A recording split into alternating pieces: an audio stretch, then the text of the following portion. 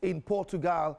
He's live on the show. Thomas, you understand the Portuguese culture. You understand Portuguese football. You've covered a couple of Portuguese league games. You've covered a couple of games involving Portuguese teams in the Champions League, in the Europa League. Talk to us about what you think the mood is like at the moment in Lisbon, Portugal, where Diogo Jota hails from.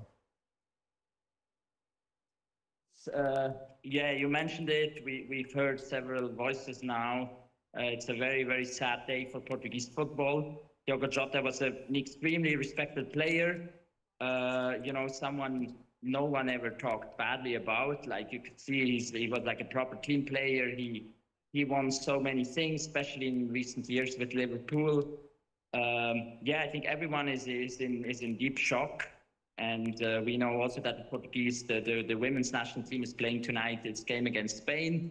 And I mean, they're all in deep shock. I think that the whole football world, I mean, worldwide is shocked. So you can only imagine the situation right now in Portugal is one of extreme grief, especially in Porto, where he used to play. I think everyone is looking for words to understand what happened and how this could happen. A very difficult situation, no doubt, with the demise of the player. He played in FC Porto before he moved to England. We know Cristiano Ronaldo is, I mean, quote unquote, the biggest player in Portugal. But how much followership does Diogo Jota have in Portugal? I mean, he was an incredible, important player. He's been a national team player for years. Even Cristiano Ronaldo himself had a statement as well about how he was really valued. Yeah, we see it now. Thank you for showing it. So I think he was an extremely respected player, you know, and also someone who really made it not just in the Portuguese league, but really up to the highest levels of football. Won the Premier League title with Liverpool. Many important Champions League games as well. We also heard Jurgen Klopp, what he said about him. So yeah, he was a big player in Portuguese football, and he will be remembered forever. But of course, this really comes at a big shock. He's 28. He could have still had many great years ahead. So I think it's very difficult to find appropriate words right now. All right, I'll come back to you, Thomas Coaching Hands. Let me go to England now and speak with Tunde Adelakun, who is live on the show from London. Tunde, glad to have you on the program today. What's the mood like in England? Diogo Jota just recently won the Premier League with Liverpool, and as we speak, he's no more. What's the mood like among those who follow the Premier League in England? Shock, sickening shock, absolute shock at waking up to this type of news. I think I've been through a couple of functions in the course of today where people are just glued to their TV screens, disbelieving what has just been playing out. How can it be? A young player in his prime just got married 10, 12 days ago to his childhood sweetheart, 3 glorious, adorable young kids left behind just like that. It is absolute shock. I don't think anybody has managed to recover from it. I've been in the company of people in the course of today, and nobody has found the words. We can't find the words. This is absolutely shocking, sickening and shocking. And it's such a pity that he could have gone this way at such a young age. Absolute pity.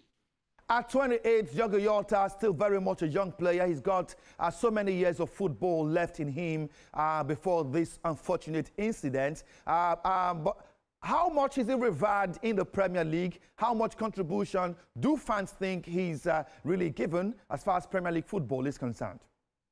I'll tell you something to start with. When he was playing at Wolverhampton, he was a deadly striker. He was a deadly attacker.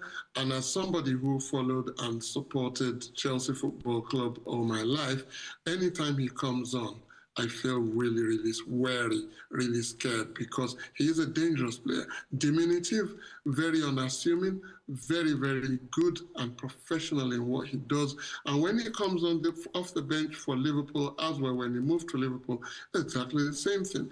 He delivers. He delivers teamwork. He delivers ethic. He delivers.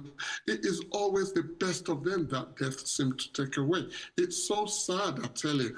This is a real professional football player who never gave up on anything. He went for the ball. He will track back and defend. He will go forward and attack. He will go for headers with 6'5", 6'6" defenders opposing him. He still goes for the ball. He still tries to make sure that the ball is his, and he scores some really good, important goals. This is a very good player that very understated when you think about it, that we're giving him all these accolades because he's no more, because we took his ability for granted when he was still with us. But this is a very, very effective player, a legend of the game in terms of how he plays and what people should be taking after, what young ones should look up to in order to how they take their football careers.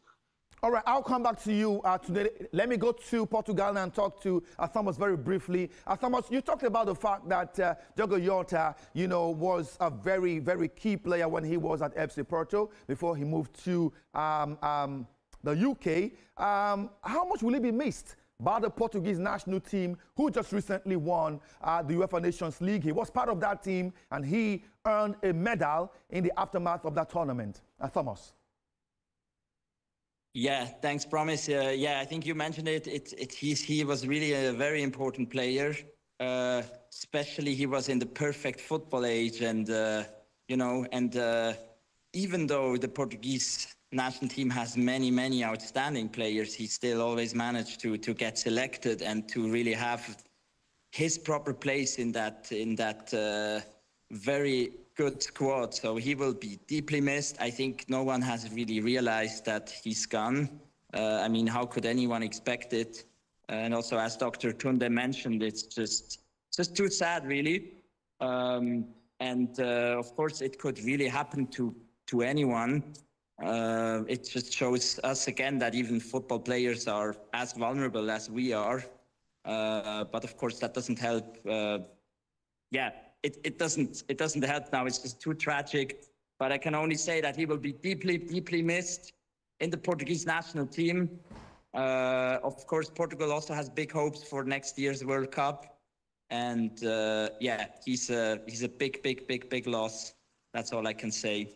Not much has been said about Andre Silva, his younger brother, who's 26, plays in the second division there in Portugal. What do you know about him? I mean, before this incident, no one knows about Andre Silva, his younger brother, who plays in the second division.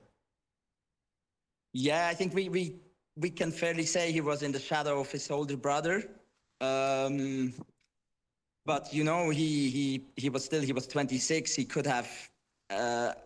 He could have perhaps gone to the first Portuguese league, and then we never know. So it's true that, of course, his brother was the main star, but also for him, it's as tragic. He was also a professional footballer, and we're still talking about Portugal. A team where it's like a country where it's very, very difficult to even get to the second national league, because the density of players is just extreme. I mean, it's huge. I mean, we know that every Premier League club has 2 or 3 Portuguese players on average, So I think, we know a bit less about him. Perhaps it could have been another future star.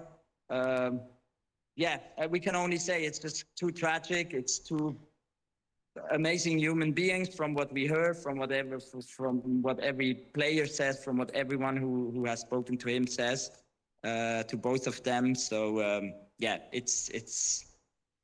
we can only speculate now how their careers would have evolved, but we can fairly say that both made it to the biggest stage in world football, particularly Diogo. Okay, I'll come back to you, Thomas. Today, Adelakun, I'll be back with you as well, because Abdurrahman Agumbiade, a motorsport consultant, is also live on the show today. But let's go pay some bills. When we come back, the conversation will continue. TVC Sport Desk. Great things are happening on the Bet Naija mobile app. Enjoy betting services on a different level. Access a wide variety of betting options. Bet on your favorite sports with great odds. Win big with our mobile games. Get great bonuses and promos and start winning. Withdraw your winnings with zero stress. Download the BetNinja app from the Apple App Store and Google Play Store today. BetNinja, more than a bet. TVC Sport Desk.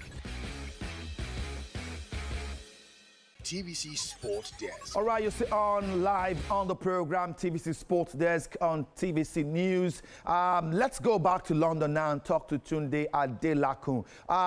Now, I mean, it's so sad. Two siblings dying at the same time, and I've been trying to really come to terms with this and try to think what maybe going through the minds of the parents who lost two children on the same day, at the same time, the only children they ever had, because the report has it that Andre Silva is Diogo Jota's only sibling at the moment. Well, for Liverpool, Tunde, he was a very key player for the Reds in the build-up to winning the Premier League title last season. How much will Liverpool miss him? Liverpool have been signing players preparatory to the next season, and Diogo Jota was definitely a major part of Arne Slot's plan for the coming season.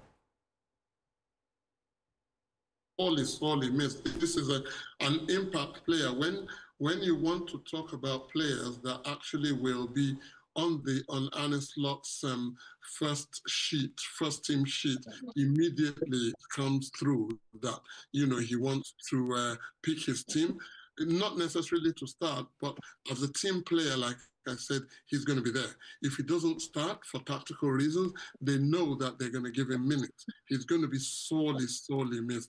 All those signings notwithstanding, what I wonder is what Liverpool's going to do going forward. Are they going to sign someone deliberately to take his place, or are they going to just relax and feel like it almost is a disservice to the service that this boy has committed to the club by going into the market and signing someone in his place immediately, ruthlessly? It's a big loss for Liverpool. They're going to miss Diogo Jota. He is that player that unlocks defensive. When they come with a low block, all those teams that are struggling, and they come with a low block of defense, two lines of four or fours and fives, or fives and fours, in order to actually keep Liverpool out and their attacking prowess. I'm talking about the Ipswiches, the Nottingham Forests, the Evertons, all those ones who have that low block of defense. Sometimes when they want to keep out a highly attacking team, that's the boy that they needed. That's the boy that they always call upon in Anfield to come and unlock them, because he knows what to do. He knows when to make those runs. He runs in behind the defenders. He runs in on the side. He goes back to retrieve the ball. He's just a workaholic that was so hard to replace at this time. He will be really missed. I mean, I tell you what, I'm not a Liverpool fan. I'm not a Liverpool fan by any stretch of imagination, but I tell you something, this is one boy that even I will miss seeing and watching play football. Because if you want an example to set for young players on how to be an impact team player in a team, go to Diogo Jota and you've got it. Absolutely, and Diogo Jota's demise reminds me of when Emiliano Sala died in a plane crash while flying from Nantes to Cardiff to sign for the newly promoted Premier League side at that time. That was way back in 2019. Abdulrahman Agumbiade is our motorsport consultant. He's live on the show. Thank you so much for joining the program. Let me ask you this. We understand that Diogo Jota was driving a very fast car. A Lamborghini, for that matter. We do not know what brand of Lamborghini it was. What do you think could have happened? I mean, report has it that he was trying to overtake a car in front of them, and it was at that point the car. He lost control, skidded off the road, and a tire was lost. The car was caught up in flames, and all that has happened. From your experience as a motorsport driver, from your experience as one who's driven several fast cars, what do you think really happened in that situation? Well, there are three things that are at stake here. We're talking about fast car, number one. Two, youth exuberant. Three, the car is brand new, if I'm correct. And once you are driving this type of a car, there's a kind of a spirit that goes into you. It fills you. And you want to prove to the world that you are driving a very fast car. And that goes into your head. I'm sorry, it's so sad about this young man to have lived just now. I mean, it's unheard of. But it has happened, it has happened. But what I can tell other drivers out there, just be careful. When you are driving a fast car or a brand new car, you just have to keep your head down. Think about your family, think about everybody around you before you drive. Because once you are in that machine, it takes over you. Like an intoxication. I mean, like as if you are drunk. Yep. And once you let it go with it, you can't stop it. Because you want to prove to the world, you want to prove to everybody around you that you are driving a fast car and it can move. Okay. Investigations are still ongoing at the moment, but do you think there's a possibility that there was a car malfunction at that point? I would not say that for now, because when you are talking about a high-end car, like a Lamborghini, for that matter. Yes, a lot of things must have gone into it. And before before it could happen, there must be a signal telling you probably you are overspeeding or something is going on.